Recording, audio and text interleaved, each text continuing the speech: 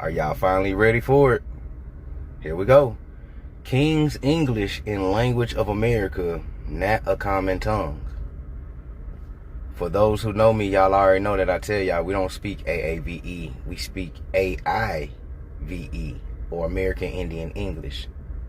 Come on. Let me hold you. All right, here we go. Right? The Algonquin language extended from the Mississippi River to the eastern shores of North America. The tribes in Maine were called Abenakis, or more properly, Wabanaki, people of the Sarada or the Adarada Borealis. Their language was a dialect of Algonquin. The language of each tribe was to a certain extent dialect through they could understand each other without an interpreter. Listen.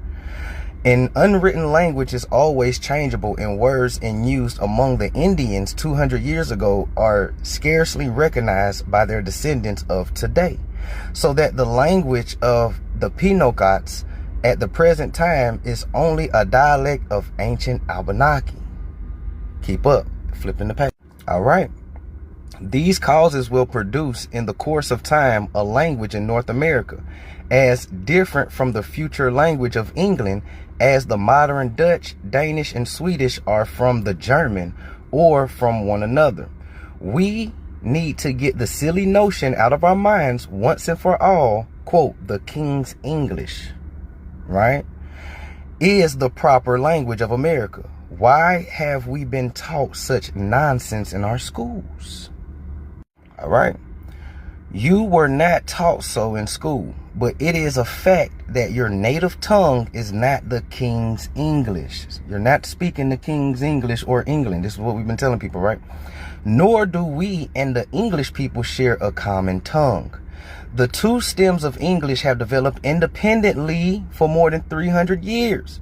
The language of America grew out of Elizabeth English brought to these shores by the colonists. When Shakespeare was writing his plays and eking out a merger, living as a rather poor actor, the settlers in America had already made a notable start in fashioning a new and rich language of their own. So this indeed was the birth of the newest and oddest language in the world have ever known. It was new because of sheer necessity.